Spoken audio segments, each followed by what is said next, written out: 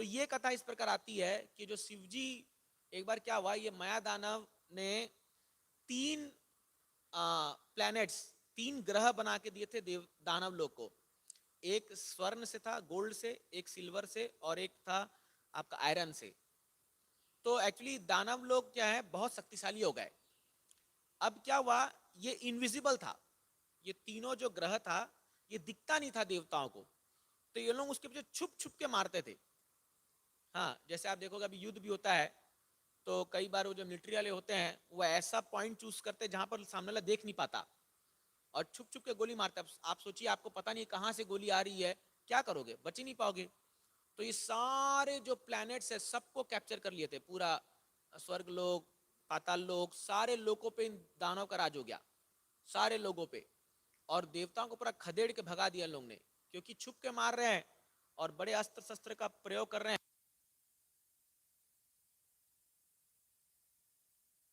फिर क्या हुआ, ये लोग जो है सारे देवता लोग एक बार शिव जी के पास गए।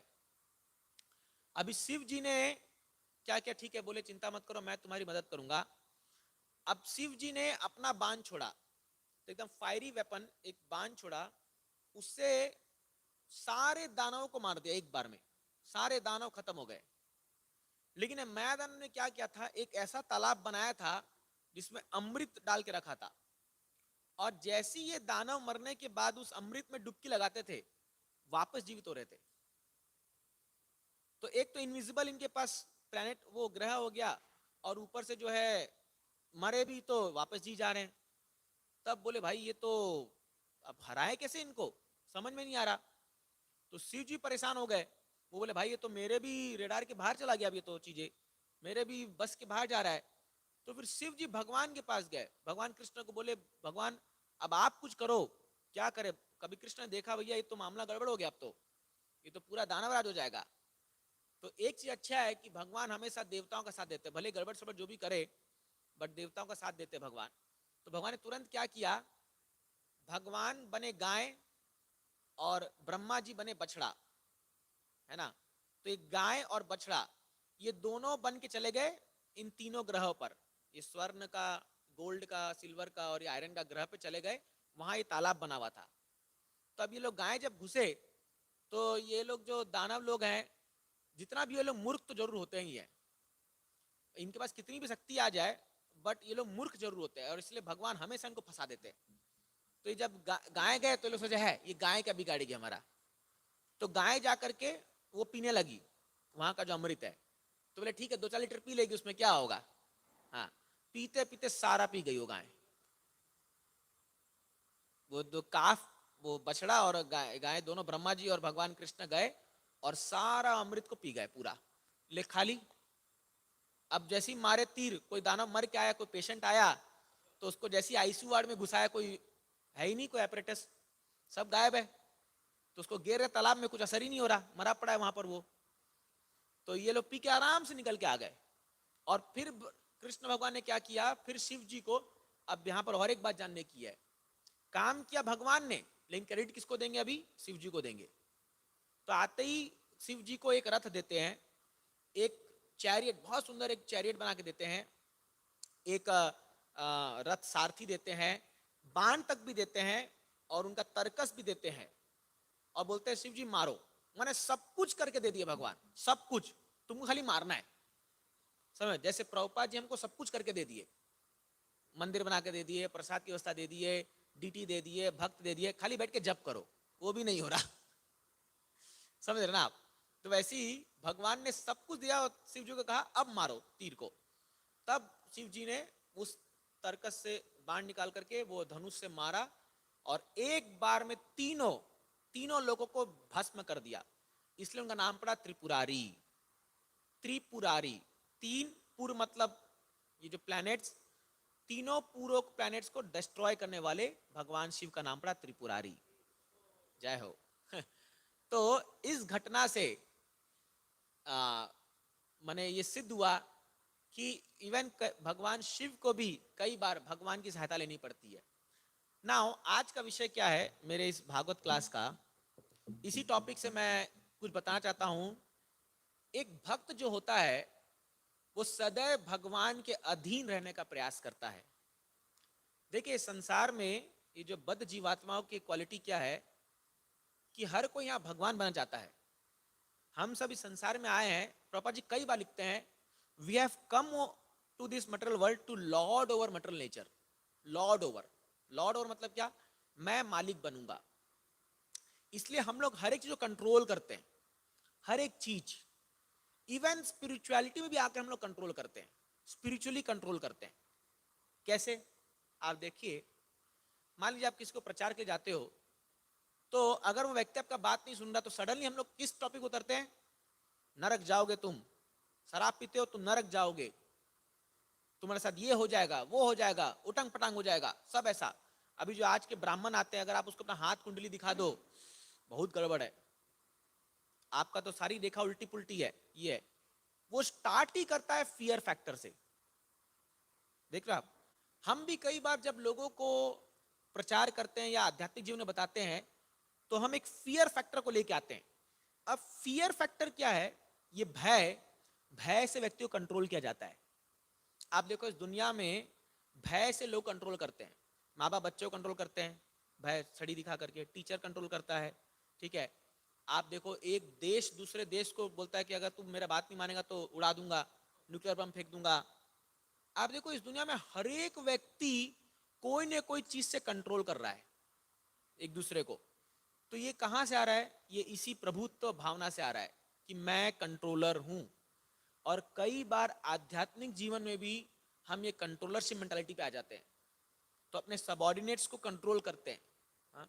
कई बार इवन माता पिता भी जब वो एक्सेसिव कंट्रोल करना शुरू कर देते हैं, तब बच्चों को घुटन लगता है घर में, अरे भागो यार यहाँ से, खाली कंट्रोल कर रहे हैं हम लोग को।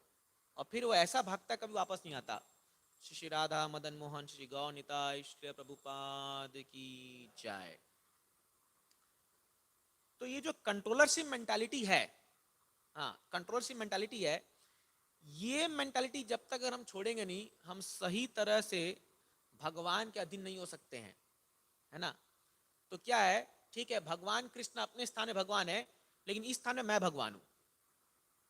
तो 4-5 लोग जो मेरे अनुयायी हैं, जो मेरे फॉलोअर्स हैं, जो मेरे सो कॉल्ड डिसाइपल्स हैं, मैं उनका भगवान हूं। इसीलिए क्या होता है, आप देखिए अभी आप मीडिया में देखोगे, कोई भी एक गुरु अगर बहुत ऊपर पॉपुलर बढ़ता है तो उसको क्या बोलते हैं? Self styled godman. मीडिया ने उनके टर्म लगा दिया, सेल्फ स्टाइल्ड गॉडमैन, माने अपने ही प्रकार का एक भगवान, सेल्फ स्टाइल्ड गॉडमैन। क्यों? क्योंकि लोग उसको इतना बढ़ावा देते हैं, इतना वो देते हैं कि सरकार भी कुछ नहीं कर सकती। अगर अभी आप देखोगे बिहार में जो भी फेमस गुरु चल रहे हैं, वो गए तो सरकार ने चुनौती दे दिया, वो भी कुछ नहीं कर पाया उनका। लाखों पब्लिक बोल रही है सरकार को उठा के फेंक देंगे, लेकिन इनको कोई रोक नहीं सकता। वो तो छोड़िए, मैं यहां तक सुना धीरेन्द्र शास्त्री, बागेश्वर सरकार, अभी रिसेंटली बिहार में इंसिडेंट हुआ प्रभु जी, नहीं बिहार, मध्य प्रदेश उनका घर है, बट बिहार में भी रिसेंटली गए थे तो 12 लाख लोग आए थे उनके प्रोग्राम में। तो क्या हुआ, किसी एयरपोर्ट में आपको टर्मिनल तक छोड़ना पड़ता है ना, तो फ्लाइट पूरा प्लेन तक गए थे लोग, माने वो प्लेन में चढ़ रहे हैं, सारा नियम टूट गया, सारे एयरपोर्ट ऑफिशियल सब थक गए। और मैंने ऐसा क्रेज देखा ही नहीं गया। और उधर सरकार को लोग बोल रहे हैं कि अगर कोई कुछ बोल नहीं सकता, सरकार बोली भैया हम भी इसके सामने फेल है और कुछ नहीं। सोचिए एक व्यक्ति को भगवान इतना एम्पावर कर सकते हैं, भगवान क्या होंगे आप सोचिए। मैं वो सोच रहा था, एक व्यक्ति जो भी 26 साल का 27 साल का आदमी, लड़का आदमी है वो, और वो पूरे मीडिया में खुल्लम खुल्ला बोलता है, मतलब सनातन धर्म के इतने बड़े वो है। यानी उनका भली फिलॉसफी अलग हुआ, लेकिन शक्ति देखिए कंट्रोल करने की, 12 लाख लोग को वो व्यक्ति कंट्रोल कर सकता है। तो क्या शक्ति दी होगी भगवान ने उनको कि वो व्यक्ति बोल दे अभी तो सरकार गिरा देंगे उन लोग। डर गए लोग, सरकार वाले लोग। तो ठीक है, भगवान भेजते हैं ऐसे लोगों को पब्लिक इकट्ठा करने के लिए, जो भी है। कहने का यहाँ पर ये है कि जो कंट्रोलिंग मेंटालिटी है, ये अलग अलग तरीके से कोई कुछ भी कर सकता है। इसके लिए क्या, आपको सामने वाले का वीक फैक्टर जानना होगा। अगर आप सामने वाले व्यक्ति का कमजोरी जानते हो तो आप उसको कंट्रोल करोगे। फिर है ना, आप उसको कंट्रोल करोगे और उसको मैनिपुलेट करोगे अपने हिसाब से कि अरे हाँ मैं जानता हूं तेरी कमजोरी।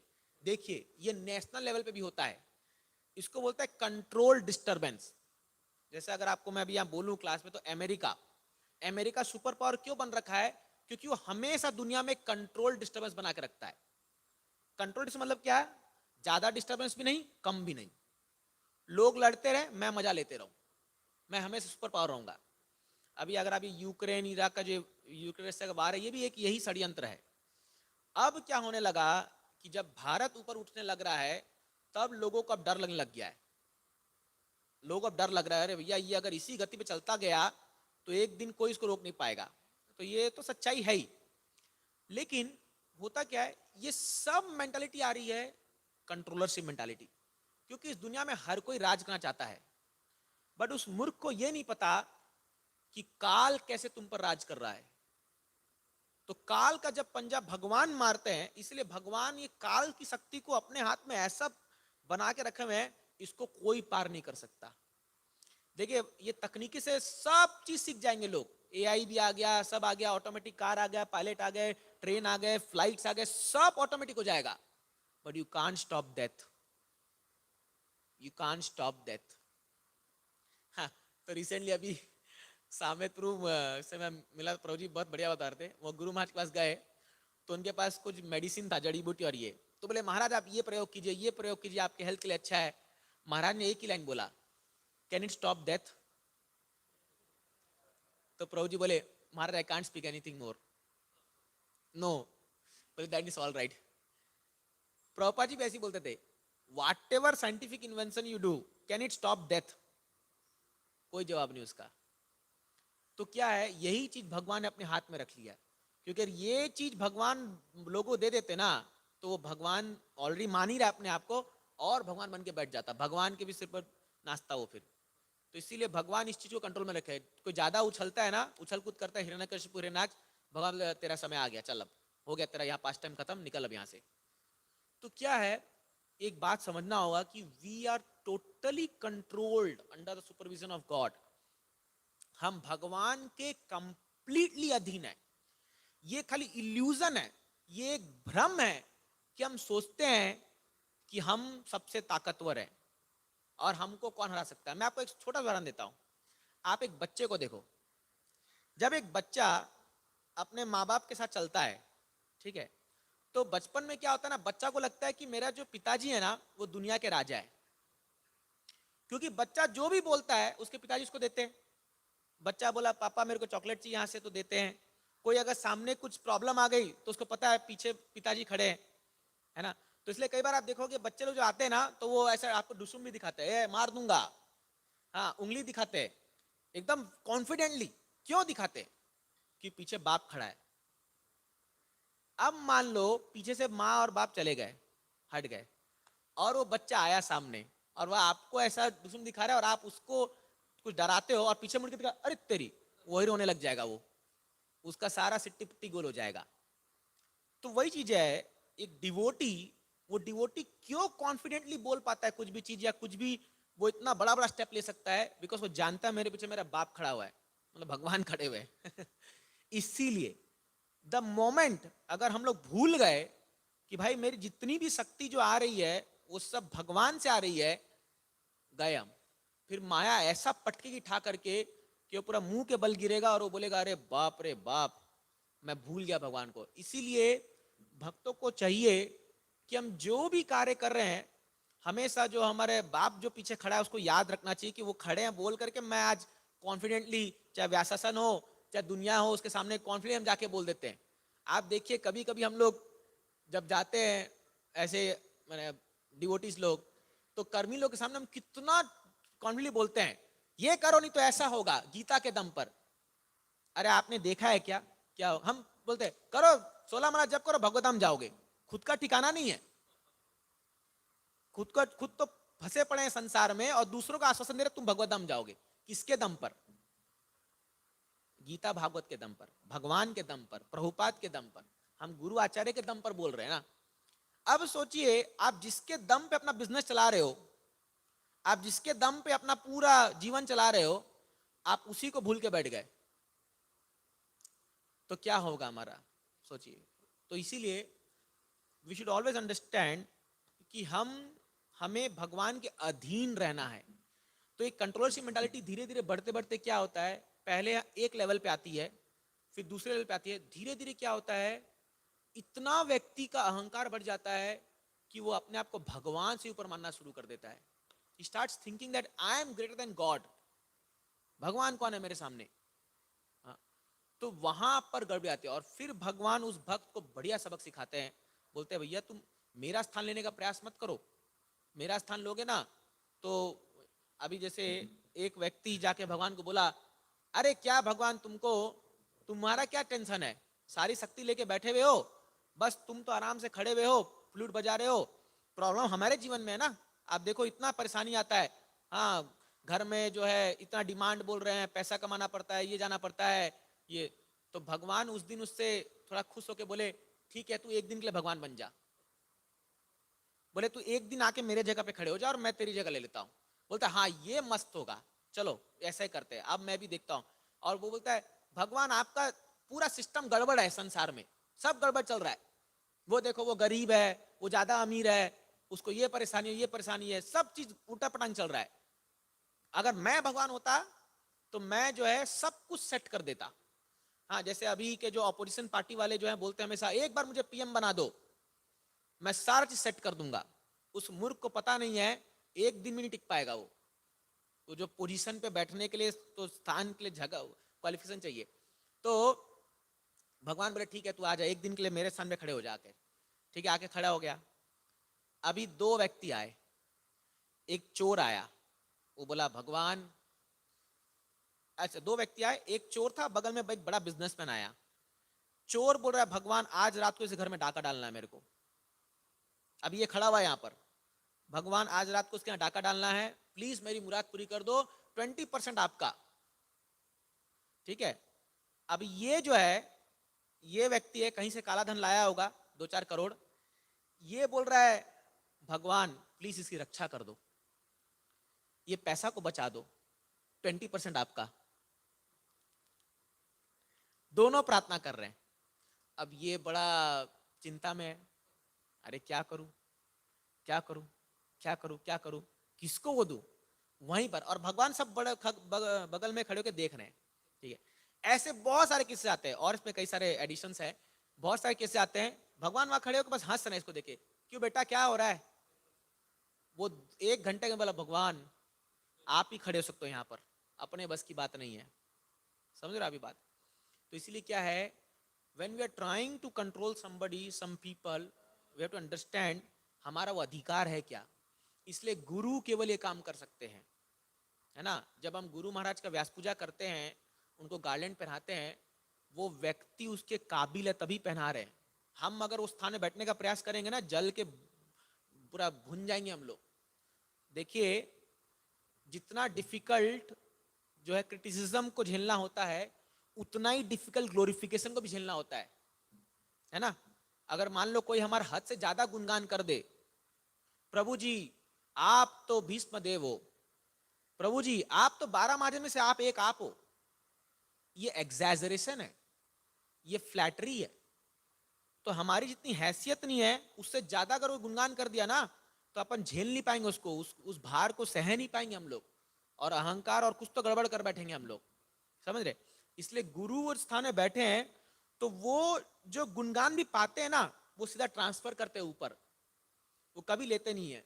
एक इंसिडेंट याद आ गया, प्रभुपाद जी जब न्यू द्वारका में गए थे लॉस एंजलिस में, तो प्रभुपाद जी जब गए, आप देखोगे वीडियो है इतना सुंदर है, सारे फॉरेनर्स जो हैं प्रभुपाद जी को पूरा बड़ा बड़ा गार्लैंड पहना रहे हैं, और आप देखोगे इतना बड़ा बड़ा गार्लैंड है, प्रभुपाद जी का लिटरली पूरा होल बॉडी कवर हो जाता है, इतना बड़ा बड़ा गार्लैंड पहनाते हैं प्रभुपाद जी को।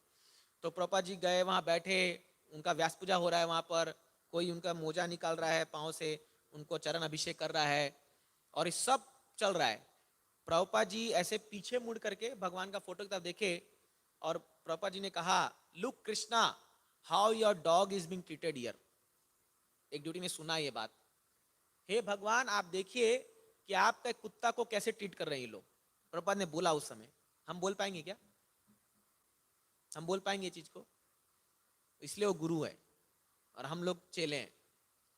क्योंकि गुरु जो होते हैं वो पूरा फुल्ली कॉन्शियस है कि मुझे जो भी गुणगान आ रहा है वो मेरे गुरु और प्रभुपाद जी और मतलब आचार्य पूर्व आचार्य लोग के लिए। क्योंकि अगर एक भी गुणगान वो अपने पे धारण कर लिए ना, अपने पे ले लिए ना, गए वहीं खत्म हो जाएगा सब कुछ। तो इसीलिए ये ट्रांसफर करने का भी ताकत होना चाहिए। अगर नहीं कर पाएंगे, होल्ड कर लिया ना, कहानी खत्म हो जाता है। That's why we have to always understand हम अधीन है भगवान के और गुरु परंपरा के।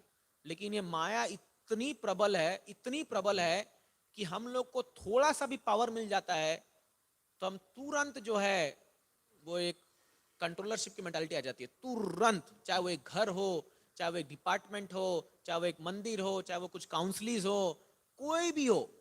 इसीलिए हम बद्ध जीवात्मा है, इसीलिए हम बद्ध जीवात्मा है। और हम सोच बैठते मूर्खतावश कि मैं भी कुछ बड़ा महान बन चुका हूं, मैं भी कुछ महान बन चुका। इससे मुझे एक और अच्छा पास्ट टाइम याद आ गया, श्यामानंद पंडित का।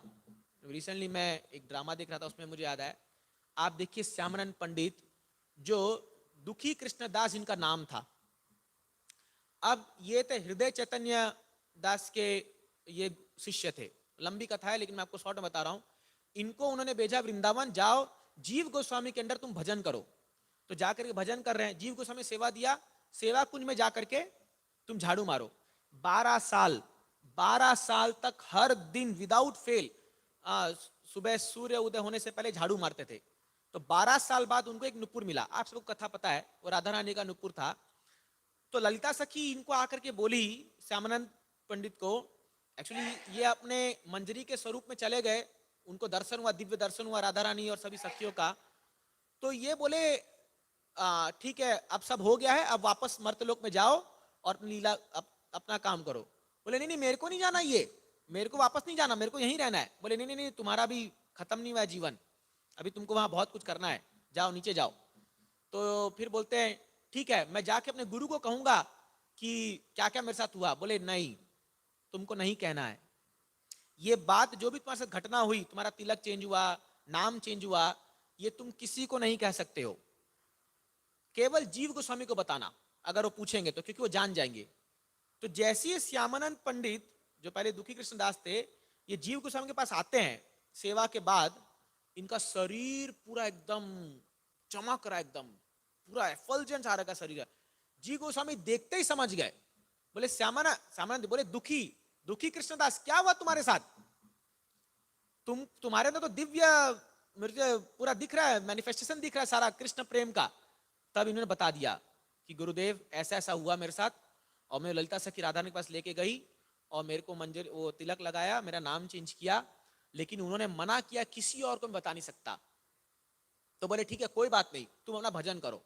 बात फैल गई। इनका जो इनके गुरु आए हृदय चैतन्य जो थे वो आए, और उन्होंने कहा, उन्होंने इनको बहुत डांटा। बोले नालायक, तू बिना मेरे को पूछे अपना तिलक चेंज कर रहा है और अपना तू नाम भी चेंज कर लिया, तू दूसरा संप्रदाय को एक्सेप्ट कर लिया। सोचिए गुरु कितना डांटेंगे। अभी गुरु आपको एक तिलक और मंत्र दिया है और आप कुछ और ही कर रहे हो। हाँ, तो इतना उनको डांटे, इवन ये बोलते हैं उनको स्टिक से मारे भी, फिर भी ये कुछ नहीं बोले, ये कुछ नहीं बोले। और ये सोचिए ये सिद्धि प्राप्त कर चुके हैं, मतलब ये अपना स्थान प्राप्त कर चुके हैं, फिर भी इनके गुरु जब इनको लकड़ी से मार रहे हैं, पूरा इनके पूरा छाले पड़ गए, खून खून निकलने लग गया, तभी भी ये बोले गुरुदेव ये सब आपकी कृपा है। और ये तो सब सारे वैष्णव रोक रहे, बोले क्या कर रहे हो, ये मारोगे क्या इसको। बोले नहीं ये तो पूरा विहीन हो चुका है अभी, ये मेरी कृपा से मैं इसको बहिष्कार करता हूं। इतना तक उन्होंने कह दिया, फिर भी उनके चरणों में पड़े रहे। सोचिए ये विनम्रता है। ये क्या हुआ, उस दिन रात को चैतन्य महाप्रभु हृदय चैतन्य के सपने में आए और उन्होंने कहा, महाप्रभु एक उत्तरी ओढ़े हुए थे और उस उत्तरी में पूरा खून खून लग रखा था। तो हृदय चैतन्य ने महाप्रभु को देखा सपने में और देखे पूरा खून खून हो रखा है। तो उन्होंने पूछा महाप्रभु ये क्या हो गया। बोले तुम्हारी देन है, ये तुमने ऐसा किया मेरे साथ। बोले मैंने सवाल ही नहीं उठता, मैंने कब ऐसा किया। बोले आज तुमने जब श्यामानंद को पीटा ना, तो वो सब मैंने खाया अपने शरीर पर, इसलिए मेरा शरीर लहूलुहान हो गया है। तो ये बहुत बहुत क्रंदन करने लगा, ये हृदय चैतन्य बहुत रोने लगा।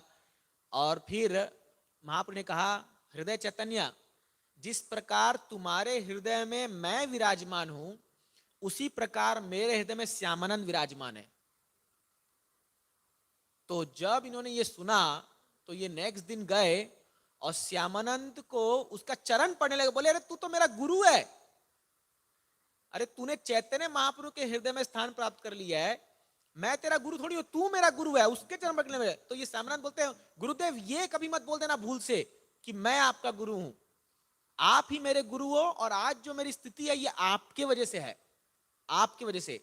अंतिम समय तक अपने जीवन के वो यही बोलते रहे कि आज जो मुझे स्थिति प्राप्त हुई है ये मुझे मेरे गुरुदेव की कृपा से प्राप्त हुई है। तो इसीलिए भले ही हम कितने सिद्ध हो जाएं, हम कितने हम भगवत धाम क्यों ना प्राप्त कर ले, तभी भी यदि आप हम अपने गुरु को भूल गए तो क्या फायदा उस चीज का। तो इसीलिए जो गुरु होते हैं उनका स्थान एक विशेष स्थान है, वो आप कभी भी जिंदगी में उसको आप रिड्यूस नहीं कर सकते। मिनिमाइजिंग द पोजीशन ऑफ गुरु, जैसे आपने अपने गुरु के स्थान को नीचे करने का प्रयास किया, आपकी भक्ति खत्म वहीं पर, भगवान कभी स्वीकार नहीं करेंगे, सवाल ही नहीं उठता। लेकिन होता क्या है, कभी कभी हम लोग इतने ज्यादा अहंकार में आ जाते हैं कि हम खुद गुरु बन जाते हैं और अपने गुरु को भी ओवरराइड करने का प्रयास करते हैं।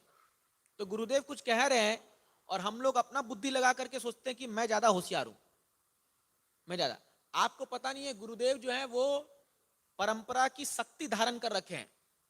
हाँ, हम लोग में शक्ति नहीं है। जैसे मान लो एक अभी ये बल्ब जल रहा है, तो ये जल रहा है क्योंकि ये वायर के अंदर करंट आ रहा है बोल के इतने सारे बल्ब जल रहे हैं और जगमगा रखा है, समझ रहे ना। एक खाली वायर को छुओगे कुछ नहीं होगा, लेकिन एक लाइव वायर पकड़ोगे ना उड़ जाओगे सीधा। तो उसी प्रकार गुरुदेव उस करंट को धारण कर रखे हैं, जो परंपरा की शक्ति को, राधा रानी की कृपा को धारण करके, बलराम जी की शक्ति को धारण कर रखे हैं। हमें लगता है कि वो भी एक साधारण व्यक्ति है, वो भी एक हम जैसे ही तो हैं, क्या फर्क पड़ता है। और कभी कभी जब मतलब क्या गुरु विरुद्ध हो जाते हैं तो ऐसा भी लगता है कि देखो महाराज तो अभी असहाय हो गए हैं, इनको तो हेल्प लेना पड़ रहा है चलने का। हाँ, इनको तो वो नहीं। जैसे प्रभुपाद जी जब बहुत ओल्ड थे तो कुछ शिष्य लोग उनके सामने खड़े थे, तो कुछ लोग बोल रहे थे, अरे Prabhupada you have become so old, you can't move this, ऐसे थोड़ा सा सहानुभूति दिखा रहे थे। वो अच्छा है, लेकिन प्रभुपाद जी बोले, don't think it will not happen to you, ये आपके साथ भी होने वाला है, तैयार हो उसके लिए। तो हम सब भी जो आज यंग है, जो आज बड़े हुए हैं, एक दिन आएगा हमको भी किसी का सहारा लेना पड़ेगा, लकड़ी पकड़ना पड़ेगा, ये तो होना ही है ना, इसको तो कोई रोक नहीं सकता। या तो पहले ही चल बसे तो चल बसे, नहीं तो ये तो दिन आना ही है। So that's why it's always good, ये हमेशा अच्छी बात है कि हम अधीन रहें, गुरु आचार्य। अधीन मतलब केवल नाम के लिए नहीं, वी शुड फील दैट कि I am under somebody, I am subservient to lord. जब देवता लोग, शिव जी, ब्रह्मा जी जैसे लोग अपने आप को अधीन मानते हैं भगवान के, हम कितने महान भक्त हो गए कि हम लोग जो है अपने आप को ज्यादा महान समझ के सोचेंगे कि हम बड़ा बड़ा कार्य कर रहे हैं। नहीं, एक सेकंड लगेगा भगवान को सारी शक्ति छीन लेंगे। जैसे अर्जुन के साथ हुआ ना, जब अर्जुन द्वारका से आ रहे थे तो सारी रानियों को कुछ ग्वाल बाल छीन के ले गए। अर्जुन तब समझा, बाप रे बाप, अभी वही मैं अर्जुन हूं जिन्होंने पूरा महाभारत युद्ध जीता, लेकिन आज मैं कुछ ग्वाल बाल से बचा नहीं पाया इन स्त्रियों को। सोचिए, वही अर्जुन। तो फिर युधिष्ठिर बोलते हैं कि अरे अर्जुन, ये कृष्ण की मौजूदगी थी जो तुम्हारे तो कुछ शक्ति है। अब देख लो, आज हम लोग इस मंदिर में हैं, भक्तों के बीच में बोल के थोड़ा बहुत जप कर पा रहे हैं, कुछ बोल पा रहे हैं, कुछ सेवा कर पा रहे हैं। आप एक महीना बाहर जाके रह के देख लो, बिना भक्तों के एसोसिएशन के, आपको सब याद आ जाएगा कि आप कितने पानी में हो। मंदिर में माला जप नहीं होती है ठीक से, तो बाहर जाने तो बात ही छोड़ दीजिए। जब सारे एथिस्ट लोग सारे जो से घिर जाओगे ना, और वो एक माला भी जप नहीं हो पाएगी, एक माला, मैं गारंटी देता हूं, एक महीना अगर कोई टिक गया ना तो बहुत डिफिकल्ट है, बहुत ज्यादा डिफिकल्ट है, वो माया इतना हावी हो जाएगी। ये वैष्णव की कृपा है कि हम लोग 16 माला कर पा रहे हैं, बहुत बड़ी बात है, बहुत बड़ी बात है कि हम लोग भक्तों के बीच में बोल के 16 माला कर पा रहे हैं। आप बाहर जाके देखिए, हम लोग जब अभी ट्रैवल करते हैं, जब बाहर जाते हैं ना, 15 दिन में हालत खराब हो जाती है। ऐसा लगता है भागो भागो भागो, जल्दी भक्तों के बीच में जाओ, मंदिर जाओ, जल्दी जाओ। ऐसा डर लगने लगता है कि अरे अभी क्या होगा पता नहीं हम लोग का, इतना मटेरियलिस्टिक एनवायरनमेंट है। अभी यहाँ देखिए, हम लोग बोल रहे हैं, आप सब लोग बैठ के सुन रहे हो, हमारा ऐसा एक्सपीरियंस है, बाहर जाते हैं, बोलते हैं, लोग रिफ्यूट करते हैं, क्या बोलो, सब गलत बोल रहे हो, ये कुछ नहीं है, आपके मुंह पे नकार के जाएंगे, यू आर रॉन्ग। एटलीस्ट यहाँ पर कोई ऐसा तो नहीं बोलेगा। यहाँ बल्कि लोग गार्लैंड पहनाएंगे, सम्मान करेंगे, थोड़ा गुणगान करेंगे, बहुत अच्छा क्लास दिया है बोलेंगे।